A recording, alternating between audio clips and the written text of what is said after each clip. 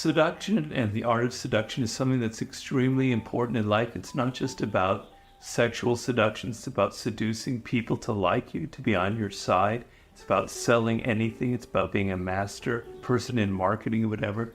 The process is the same. And here is a compilation of some of the best moments of the interviews I've done over the last 20 years when it comes to the art of seduction and how to master this art.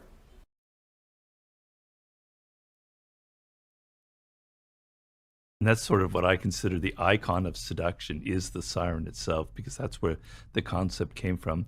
And that's a woman who has a very powerful sexual energy that any man can feel. It's not overt in that they're not coming on to you, but they just radiate this kind of intense physical energy. And there's an element almost of danger to them. And that's sort of what excites the man about the siren. And then the male equivalent of that is what I call the rake.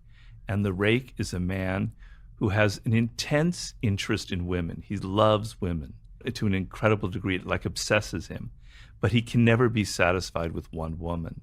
And because he so much is interested in women and he understands them so deeply, then there's the dandy. That's the kind of androgynous seducer who mixes male and female characteristics. Then there's the natural, someone who's kind of got a childlike energy. They're just so authentic. They're not faking anything. They've got that kind of innocence about them, and it's devilishly seductive. There's the coquette, is someone who blows hot and cold. They know how to play hard to get. They get your claws in you, and then they withdraw, and you go crazy, and you have to pursue them, and you're going after them. Then there's the star, which as well can be male or female. That's a person who has a kind of a distance. You know, a star is somebody that we project all of our fantasies onto.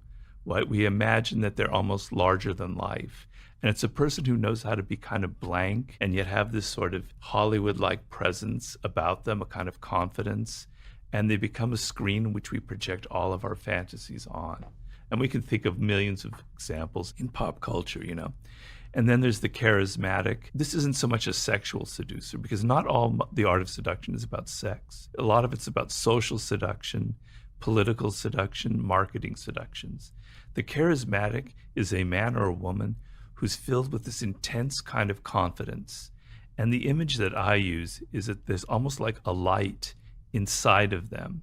You can't see, but from within it illuminates them, and it makes their eyes wide open with an energy, and it gives them this kind of animation. We have to hear everything they say. They're great orators, right? And they radiate this kind of confidence that sucks us in. We feel like when we're close to them, we're getting some of their own confidence.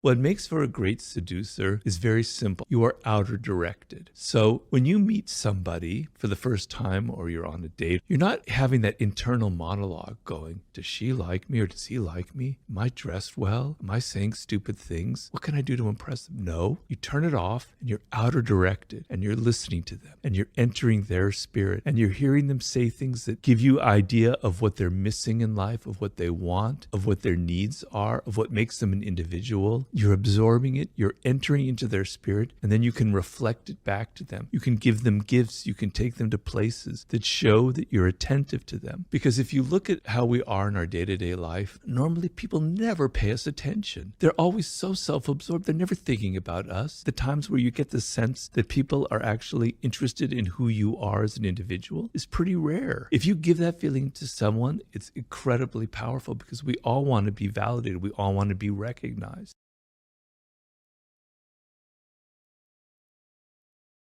I talk in the art of seduction of charisma. And what I define charisma is, there's a person who has a kind of inner light inside of them. They're so confident that they kind of glow with that confidence, that their words are kind of revealing it, their eyes are glowing, their gestures are glowing, and they're very charismatic. It could be a Malcolm X, it could be a Marilyn Monroe, it could be a John F. Kennedy, it could be a Mick Jagger, whomever. We sense this incredible confidence in them, this power, and it's like an inner lantern that just makes everything glow, and we are so attracted to that. That's what charisma is. Why are we attracted to it? Because We envy people who have that kind of confidence. We wish we could have that, and we find it very compelling. We want to know them. We think that some of it perhaps will rub off on us.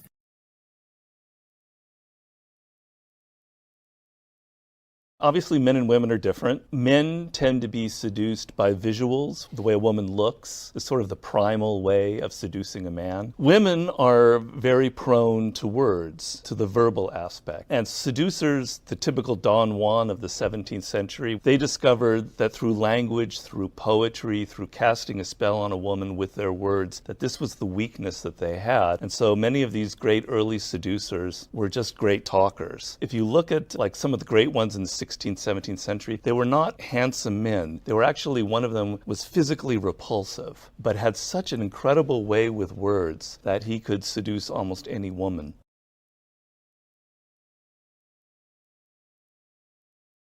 The seducer is someone who has a kind of playful, open attitude. They're not someone who's judging. They're not moralistic. They're not going, you're bad, you're good. They're kind of open, non-judgmental. They give a lot of themselves. They want to please the other person. They want to get that other person to open up to them. So the anti-seducer is the very opposite of that. For instance, being generous with your time or with your money is very seductive. So if you're on a date and you're kind of worried about the money or the expense, that's an anti-seductive sign. Like, oh, the woman or whoever, I'm not worth that money.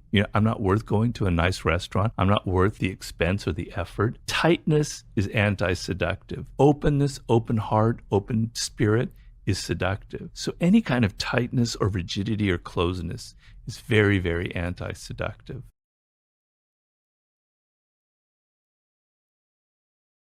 If you're not able to let go of your tightness when it comes to a woman, something's wrong with you, man. Just let go. Spend some extra money. Spend the extra 10 quid that you might need to spend on taking her to someplace different. But it signals a kind of cheapness. And it's not about money. It's about a cheapness in your spirit. She's not worth letting go. Okay, maybe you don't have that much, but my God, you have enough. It's not going to like make, if you're that poor, then okay, maybe, but probably not. You can afford it. Show that it means something to you. Seduction is a language. It's not a language of words. It's a language of gestures that we're paying attention to. We're paying attention to people's body language. We're paying attention to their actions, to the things that they never say. So when you signal that discounts are so important to you that even on the first date you have to have a discount, you're signaling there's something tight about you in your nature, and it's not very pleasant.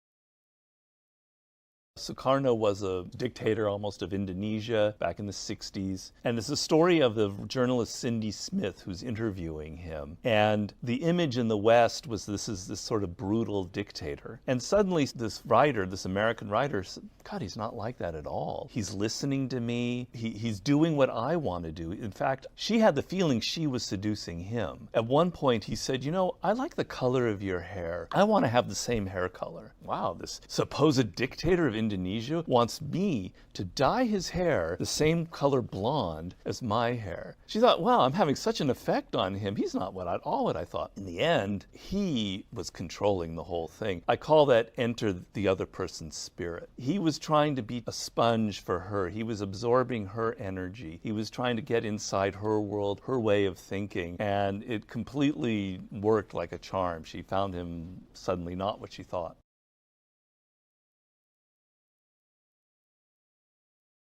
Money isn't just money.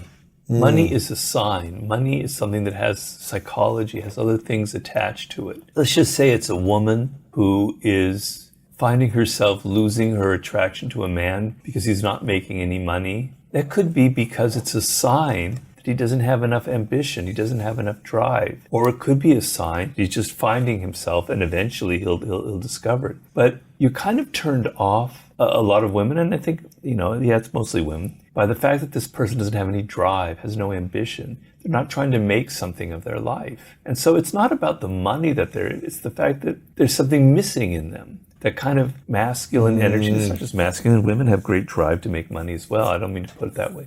But that kind of drive, that energy that makes them want to get ahead can be very seductive and very powerful.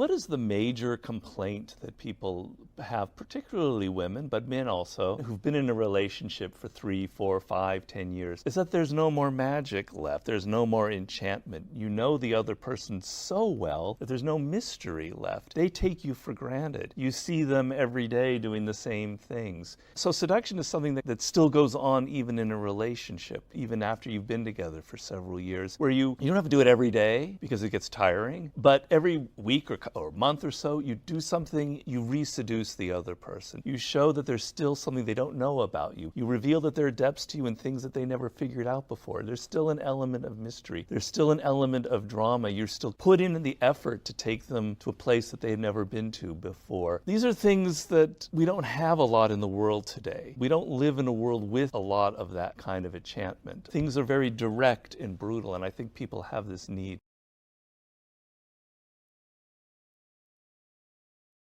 Believe it or not, some of those early dysfunctional relationships with your parents are charged with this kind of sexual energy. And so you'll find yourself attracted to the very man or woman who's going to hurt you. Whereas the man or woman who is good for you, there's no kind of sexual charge. You are actually more attracted to the person that has these damaged qualities. Why is that? Because you get to relive some of those early traumas. And so the problem that will happen, that the person who is good for you, that's actually caring, that will mesh with you, that physical charge maybe isn't as strong. And that's a problem, right? Because you want to have that element. But you need to be aware of this. You need to be aware of the fact that some of the people that you're most attracted to, you're not attracted to just because of their sexy body or whatever it is. There's also some kind of issues you haven't worked out from your early childhood that are at play in that relationship and that are going to cause you a lot of pain.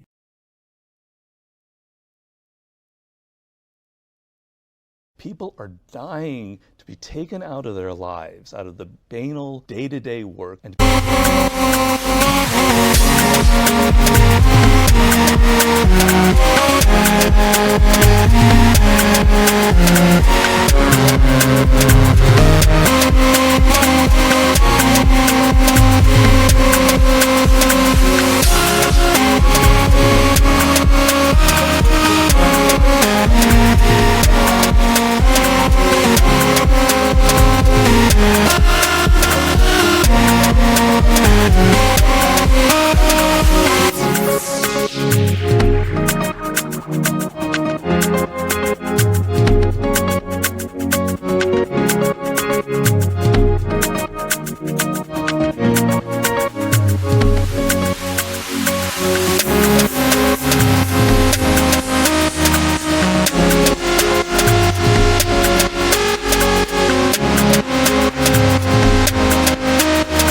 taken on a ride. They want enchantment. They want some drama in their life. They want pleasure. I talk about in the book, it's like a child. Seduction is reaching the child of everybody. And when you were a child, you were 1 year old, what was the greatest pleasure you had? It was being picked up by your father, your mother, and kind of whirled around and taken everywhere and lifted and twirled, etc. The sense that someone was taking you somewhere and you were under their control made you laugh. It gave you this incredible pleasure. And that's what happens when you see a movie and it takes you on this journey where you don't know where it's going, what's happening next. People don't have enough of that in their lives.